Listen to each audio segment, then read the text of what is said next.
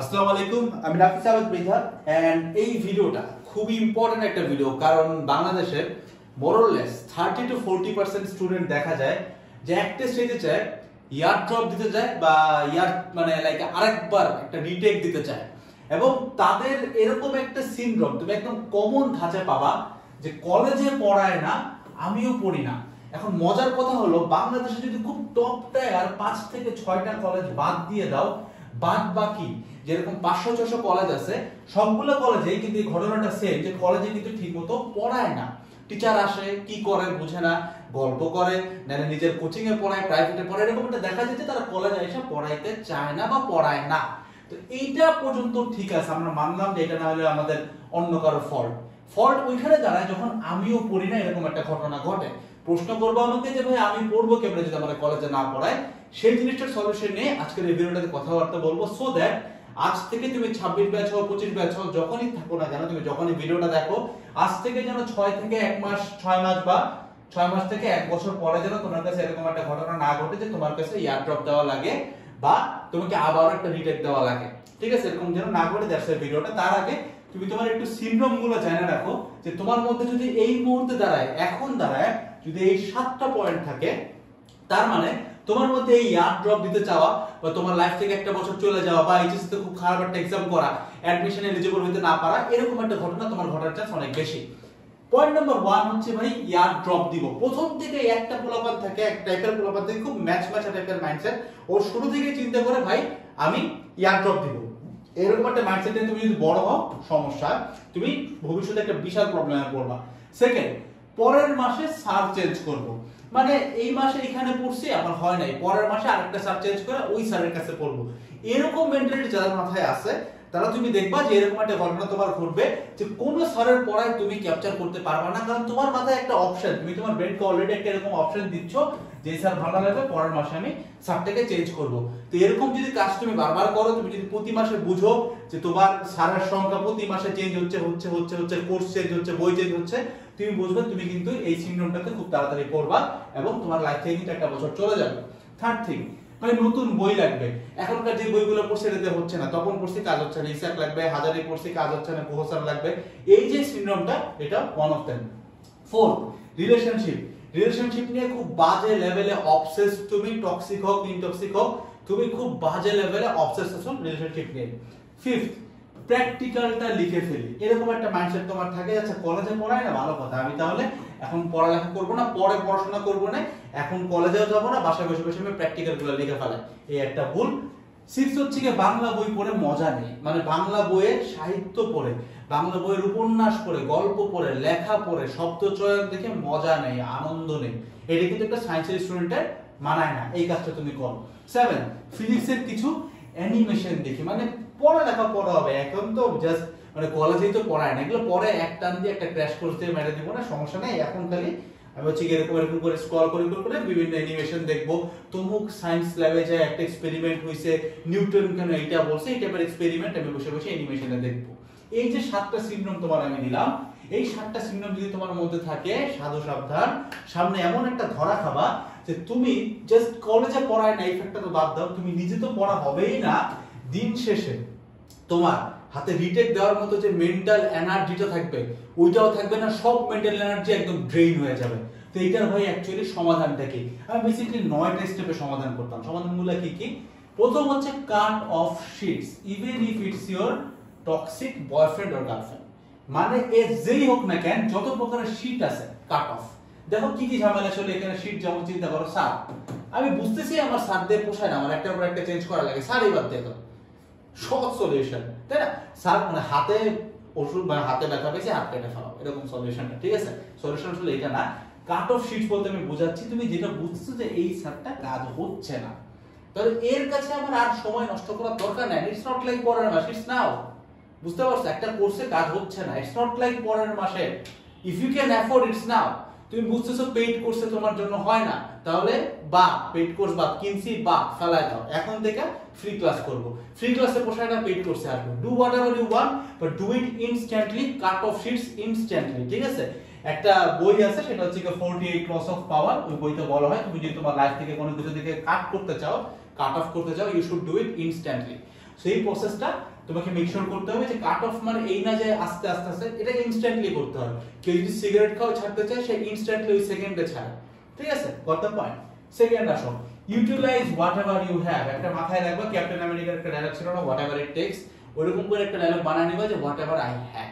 তার মানে হচ্ছে যে তুমি চিন্তা করবা আমার মাথায় আমার ব্রেনে যা আছে তা দিয়ে আমি সলভ করব, তা দিয়ে আমার লাইফ চালাবো, তা দিয়ে পড়ালেখাটা আমি আগায় রাখবো। তুমি যদি এইভাবে চিন্তা করতে না পারো, তুমি দেখবো সবসময় তোমার মধ্যে কিছু না কিছু কমতি থাকবে, কিছু না কিছু লিমিটেশন থাকবে, কারণ তুমি চাইলেই বাজারের সবকিছু কভার করতে পারবা না। তুমি চাইলেই একটা কোর্সের ভিতরে সবকিছু বেস্ট পাবা না, ইটস নেভার পসিবল। কেউ যদি বলে আমাদের ফিজিক্সের ক্লাস যেরকম, ম্যাথ এরকম, কেমিস্ট্রি, বায়োলজি সবকিছু এরকম, এক্সাম সিস্টেম ওইরকম, এটা কোনোদিনও পসিবল না। কোনো না কোনো একটা কিছু তোমাকে ইমপারফেক্ট লাগবে, কারণ পৃথিবীটা সৃষ্টি হয়েছে একটা এক্সপ্লোশনের মাধ্যমে, এক্সপ্যান্ড হইতে হইতে। সো কোনো কিছু একটা এক্সপ্লোশন যখন বাস্ট করে তখন সবকিছু ছোট একটা বড় এরকম হয়। So nothing is perfect. তোমাকে মাথায় রাখতে হবে যে আমিও ইমপারফেক্ট, পৃথিবীর সবাই imperfect, first boy imperfect. So ও যদি ওর ব্রেন দিয়ে কাজ করতে পারে, আমি আমার ব্রেন দিয়ে পারবো। এতটুকু কনফিডেন্স গ্রো করতে হবে। এন্ড দেন তোমাকে মাথায় রাখতে হবে যা আছে তার উপরে যেন খুব ভালো লেভেলের কভারেজ বা ক্লিয়ারেন্স আমার থাকে, সো দ্যাট আমি এইটা দিয়ে এতটা বেশি স্ট্রং হব যে ও এতগুলো জায়গা চেঞ্জ করছে, অনেক টাকা আছে, হাজারটা টিচারের কাছে গেছে, আমি যা ছিল, যে বই ছিল ওইটা পড়াই, যে কোর্স ছিল ওইটা পড়াই আমি ওকে টপকায় দিয়ে আসবো। এত ভালোভাবে ওই জিনিসটার উপরে প্র্যাকটিস করতে করতে দখলটা আনতে হবে। থার্ড, কলেজের পলিটিক্সটা একটু বোঝার চেষ্টা করো। কলেজের পলিটিক্সটা নিয়ে কেউ কথা বলে না। কলেজে অনেক ধরনের পলিটিক্স থাকে, যেরকম অনেক টিচার আছে যে ওই টিচারের কাছে তোমাকে প্রাইভেটে পড়তেই হবে, এরকম কিছু আছে, সিরিয়াসলি এরকম কলেজ আছে, আমি এটা জানি, আমি অ্যাকচুয়ালি জানি। তো ওনার কাছে প্রাইভেট না পড়লে সে তোমাকে টেস্ট এক্সামে ফেল করায় দেবে, এরকম পাবলিক আছে। তো তুমি যদি বুঝা ফেলাও যে কলেজের পলিটিক্সটা এরকম, তাহলে ভালো কথা, স্যারের কাছে তুমি প্রাইভেট পড়বা, প্রাইভেট পড়বা বলতে তুমি স্যারের কাছে যাবা, কিন্তু তুমি প্রতিদিন মানে ওখানে যে পড়বা না। তুমি বুঝতেছো স্যার ভালো পড়ায় না, কাজেও আসে না, আবার প্রাইভেট না পড়লে আবার টেস্ট দেয় না। So if you can afford him, ওনাকে তুমি টাকা দিবা মাসে, দিনে 2বার 3বার করে যাবা, 1বার 2বার যাবা, মাসে 1বার 2বার যাবা, দ্যাটস ইট। সো কলেজের এই ছোট্ট পলিটিক্সটা বুঝো। কিছু কিছু কলেজে আছে তারা বোর্ডের সাথে খুব ভালো সম্পর্ক, প্র্যাকটিক্যাল এমনিতেই ভালো মার্ক দিয়ে দেয়, তাহলে এখানে তোমার প্র্যাকটিক্যাল নিয়ে তো মাথা ব্যথা করার দরকার নেই। আবার কিছু কলেজ আছে বোর্ড বুঝেই না, ওরা প্র্যাকটিক্যালের নাম্বারই দেয় না, ওই ক্ষেত্রে তোমার প্র্যাকটিক্যাল নিয়ে সিনসিয়ার থাকতে হবে। So you have to understand your own college politics. তোমার কলেজে কি পলিটিক্স চলে, কিভাবে চলে। কলেজ পলিটিক্স মানে ওই র‍্যাগিং না, কলেজ পলিটিক্স মানে কলেজের কনস্টিটিউশন বা কলেজের প্রশাসনটা কেমনে কাজ করে, এদের কোথায় কোথায় লিংক আপ আছে, কি কি আছে, এই জিনিসটা বোঝার ট্রাই করো। কোন স্যারের পাওয়ার কিরকম, এটা বুঝতে হবে। দুনিয়াটা নোংরা, সো তোমাকে নোংরা হইতে হবে, ঠিক আছে? এবার আসো 4, যাতায়াত।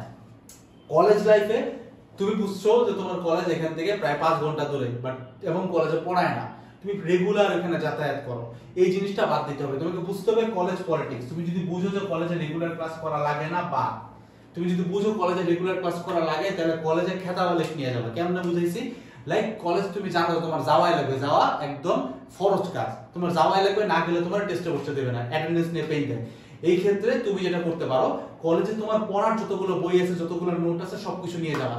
যদি একটু চালাক হও, চুরি করে একটা ফোন নিয়ে যাবে, যেন বসে ক্লাস করতে পারো। মজা করলাম, বাট অ্যাট লিস্ট তোমার পড়ার বইগুলা, নোটগুলা, খাতাগুলো এগুলো নিয়ে যাবা, যেন টিচার যখন পড়াচ্ছে প্রয়োজনে আমি ক্লাস বাঙ্ক দিব, অথবা ক্লাসের পিছনে ঘুমায় লিখবো। ইনফ্যাক্ট আমার এমডিসি তেও এরকম টিচারদের ক্লাস আমি করছি, যাদের ক্লাসে আমি কিছু বুঝতাম না, তখন আমি পিছনে বসে প্র্যাকটিক্যালের খাতা লিখে ফেলতাম, বা বাংলা পড়তাম, ইংলিশ পড়তাম, বা ফিজিক্সের কোনো একটা ম্যাথ সলভ করতাম, এরকম।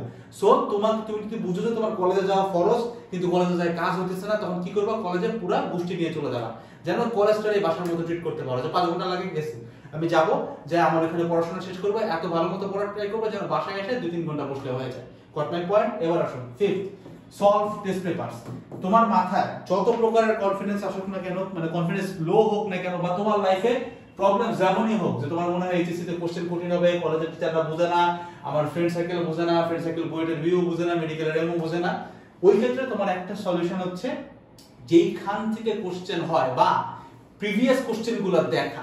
দ্যাট মিন্স তোমার এইচএসসি এর জন্য টেস্ট পেপার সলভ করা, অ্যাডমিশনের জন্য ওই অ্যাডমিশনের কোশ্চেন ব্যাংক সলভ করা, এগুলো শুরু থেকে করার ট্রাই করতে হয়। তুমি যদি এগুলো সলভ করতে থাকো, তুমি দেখবা মোটামুটি তুমি বুঝতেছো যে না ভাই, কলেজে পড়ায় না পড়ায়, আমি যেই কোর্সেই আসি না কেন, যেখানেই থাকি না কেন, আমি যা পড়তেছি ওটা দিয়ে যদি টেস্ট পেপারের কোশ্চেন ব্যাংক সলভ করা যায়, দ্যাট মিন্স আমার সমস্যা হওয়ার কথা না। আশপাশের পোলাপান কি পারলো না পারলো এটা নিয়ে মাথা ঘামানোর দরকার নাই। তুমি তোমার জাজমেন্টটা করবা, টেস্ট পেপার আর কোশ্চেন ব্যাংক দিয়ে, which brings us to the point, একটা প্রমোশনাল পয়েন্ট, সেটা হচ্ছে আমাদের যেই কোর্সের কথাই বলো, আমরা এতটুকু চ্যালেঞ্জ তোমারে করি যে আমাদের ডেমো ক্লাস দেওয়া থাকে ক্লিয়ারেন্সের, ওই ক্লিয়ারেন্স মানে ডেমো ক্লিয়ারেন্স ক্লাসগুলো দেখার পরে তুমি নিজে থেকে একটা টেস্ট পেপার বা কোশ্চেন ব্যাংক খুলবা, খুলে যদি তুমি টেস্ট পেপার সলভ করতে পারো, শুধুমাত্র ওই ক্ষেত্রেই এই কোর্সটা কিনবা, আদারওয়াইজ কোর্সটা কেনার কোনো দরকার নাই, ঠিক আছে? কারণ আমরা কোর্সটা এমন ভাবে রেকর্ড করি যে তুমি clearance class, just academic class দেখে তুমি কোশ্চেন ব্যাংক সলভ করতে পারবা, এতটুকু অ্যাসুরেন্স আমি তোমার গ্যারান্টি দিয়ে বলতে পারি, ঠিক আছে? এই আচ্ছা 7, টক উইথ সাকসেসফুল সিনিয়র্স। তোমার কলেজ যতই বাজে হোক না কেন, তুমি দেখবা প্রিভিয়াস 10 বছর ঘাটলেও একটা স্টুডেন্ট পাবা যে এই বেড়াজালের মধ্যে থেকে বা এই পলিটিক্স বা এই প্রশাসন থেকেও সাকসেসফুল হয়ে বাইরেছে, সে তার স্বপ্নের জায়গায় পৌঁছে, স্বপ্নের জবে গেছে। ট্রাই করবে এরকম একটা সিনিয়রের সাথে যোগাযোগ রাখতে, সে কি কি করছে, সে কিন্তু খুব ভালো মতো পলিটিক্স প্রশাসন বুঝে গেছে কলেজে, তো তার সাথে কথাবার্তা বলবো যে সে কিভাবে এই জিনিসগুলো ইউজ করছে। এটা that's one of the biggest important, most important point, যেটা তোমার ফোকাস করা উচিত। এইট হচ্ছে ভাই লজ্জাবোধ রাখা। এটা একটু খারাপ লাগবে তোমার, বাট লজ্জাবোধ হচ্ছে এরকম যে একটু চিন্তা করবে যে ঠিক আছে আমি কলেজে পড়াই না, বাট আমি কলেজে বেতন দিতেছি, স্যারের পড়া হয় না, স্যারের বেতন দিচ্ছি, নতুন বই লাগবে, পুরাতন বই টাকা দিয়ে কিনছি, তারপরে নতুন কোর্স লাগবে, পুরাতন কোর্সটাও টাকা দিয়ে কিনছি, বাপ মার কাছে টাকা নাই, মধ্যবিত্ত, আমি আছি রিলেশনশিপ নিয়ে। এই জিনিসগুলো একটু মাথার ভিতরে ঢুকাবে, একটু বেসিক লজ্জাবোধটা আনবা যে তোমার অ্যাকচুয়ালি কি করা উচিত ভার্সেস তুমি কি করতেছো, ঠিক আছে? 9 হচ্ছে ভাই সেন্স অফ ইনভেস্টমেন্ট। এটা এইটার সাথে অনেকটা কানেক্টেড। ইনভেস্টমেন্ট জিনিসটা কি, আমি কেমনে চিন্তা করি, মনে করো সে একটা কোর্স আমি কিনছি, জঘন্য একটা কোর্স, একদম জঘন্য, কিন্তু আমি কোর্সটা একটা টাকা দিয়ে কিনছি। এই কোর্স জঘন্য না, জাস্ট বোঝানোর জন্য বলতেছি। কোর্সের ডেমো ক্লাস দেখলে কোয়ালিটি তুমি বুঝবা, আমি তোমার গ্যারান্টি দিয়ে বললাম। ডেমো ক্লাস, ডেমো দেখে সলভ করে দেখো, জাস্ট একটু বোঝানোর জন্য বলতেছি। ধর একটা জঘন্য কোর্স তুমি কিনছো, যেটা তুমি কিছুই বুঝো না, কিন্তু তুমি একটা টাকা দিয়ে কিনছো, একটা সাম অ্যামাউন্ট অফ একটা এক্স অ্যামাউন্টের মানি দিয়ে তুমি কিনছো। আমার টার্গেট থাকতো এই টাকাটা যে আমি এখানে ফেলাইছি, আমি যেমনি এটা উসুল করব। হ্যাঁ, এখানে ধরো 500 ক্লাস দেওয়া আছে, 500 ক্লাস আমার ভালো লাগবে না, ঠিক আছে, ভালো কথা, তাহলে আমি ট্রাই করবো এখানে কিছু না কিছু একটা এক্সেপশনাল জিনিস তো আছেই, ওই জিনিসটা আমি উঠায় নিয়ে আসবো, ওই জিনিসটা আমি সবার থেকে আলাদা হবো। মনে করো 500 ক্লাসের মধ্যে একটা ক্লাসের 10 মিনিট খুব জোস, ওই 10টা মিনিট আমি মাথার মধ্যে মুখস্থ করে একটা জায়গায় নোট করে ফেলাবো, সো দ্যাট এই টাকাটা আমার কাজে আসে। সেম গোস ফর আ বুক, আমি একটা বই কিনছি, কাজের না, কিছু না কিছু কাজের থাকবে, কিছু না কিছু, এক পাতা হইলেও কাজের থাকবে, ওই পাতাটা মাথায় ঢুকাবা। দ্যাট মিন্স একটা সেন্স অফ ইনভেস্টমেন্ট মাথার ভিতরে সবসময় ইনপুট দিবা যে একটা ইনভেস্টমেন্ট করতেছে, মানে তুমি যেই টাকায় করতেছো এটা খরচ না, যেই টাকা দিয়ে কিনতেছো এটা খরচ না, এটা একটা ইনভেস্টমেন্ট। এইভাবে যখন তুমি চিন্তা করবা, তখন তুমি কোনো বাজে কোর্স কিনবা না, তখন তুমি একটা কোর্স কেনার আগে ডেমো ক্লাস দেখবা, তারপরে সলভ করে দেন অনেক কিছু ভাইবা চিন্তা করে একটা কোর্স কিনবা। জেনারেলি দেখা যায় আমাদের এটা শিখিয়ে দেওয়া হয়েছে যে এইচএসসি লাইফে কোনো কিপটামি করবা না, কিন্তু ভাই না, কিপটামি জিনিসটা তো না। আমি যদি কিপটামি না করতে যাই আর মহা দরদি হয়ে পিড়ে যায় টাকা দিয়ে আসি, তাহলে তো আমি বড় লোক হয়েছি, আমার তো লস নাই, আমি তো পিড়, আমার তো লস নাই, তাই না? সো কিপটামি না, জিনিসটা হচ্ছে ইনভেস্টমেন্ট হইতেছে নাকি এটা ফলস ইনভেস্টমেন্ট হইতেছে, এটা ঠিক না ভুল, এটা বুঝবা। কারণ কিপটামি না করা যেমন ঠিক না, আবার একইভাবে অপচয় করাও ঠিক না। So you have to think and understand আমি যেটা করতেছি সেটা যেন একটা ইনভেস্টমেন্ট হয়, এবং কোনো কারণে যদি একটা ভুল ইনভেস্টমেন্ট আমার লাইফে হয়ে থাকে, আই উইল মেক শিওর ওইখান থেকে যেন আমি একটা জাতের জিনিস বাইর করে আসতে পারি। ইনফ্যাক্ট যদি আমি দেখি একটা পর্যায়ে যায় আমি জাতের জিনিসটা বাইর করে আনতে পারতেছি না, কিন্তু হুদাই সময় নষ্ট করতেছি, তখন আমি সাথে সাথে এখান থেকে কুইট করে চলে আসবো। কারণ সময় নষ্ট হওয়াটারও একটা কস্ট আছে, ওই কস্টটা আমি কাট করবো, যে হ্যাঁ ঠিক আছে সময় নষ্ট করবো না, চলে আসলাম। এটাও কিন্তু একটা কাইন্ড অফ তুমি একটা নিজের মধ্যে একটা রিকভারি করলা। এই গট মাই পয়েন্ট, যে একটা জিনিস একদমই বাজে হয়েছে, কিছুই বের করতে পারতেছ না এখান থেকে কাজের, তাহলে কি করবো, সময় অপচয় না করে বাইরে চলে আসো, কারণ তোমার সময়ের একটা দাম আছে, তুমি বেসিক্যালি সময়ের দামটা বুঝে নিয়ে আসলো। কারণ 6 মাস পরে চোখ খুললে আর এখন খুললে অনেক পার্থক্য। So that's all about this whole video. ভিডিওটাতে আমি তোমার শেখানোর ট্রাই করছি বা বোঝানোর ট্রাই করছি যে কলেজে পড়ায় না, আমিও পড়ি না, এই জিনিসটার সলিউশন কি। কারণ বাংলাদেশে এই দলটা প্রচন্ড ভারী হবে যাদের কলেজে কিছুই ভালো মতো পড়ায় না। কারণ আমি একজন এমডিসি স্টুডেন্ট হয়ে বলতেছি, আমার কলেজেও এমন অনেকগুলো ক্লাস আছে যে ক্লাসের আমি কিচ্ছু বুঝতাম না, এন্ড ইটস নট লাইক এটা আমার একার প্রবলেম, এটা আমার অনেক ফ্রেন্ডেরও দেখছি যে এরাও ক্লাসের কিচ্ছু বুঝে না। সেটা বাংলাদেশের সবখানেই ঘটে। তো তোমার কলেজে যদি ঠিক মতো না পড়ায়, তুমি কিভাবে পড়বা, এই ভিডিওটা থেকে তুমি এটার সর্বোচ্চ গাইডলাইনটা আই গেস তুমি বাই করে নিয়ে আসতে পারবা। That's all about this whole video. দেখা হচ্ছে নেক্সট ভিডিওগুলোতে। সবাই ভালো থাকবা। আসসালামু আলাইকুম সবাইকে, টাটা।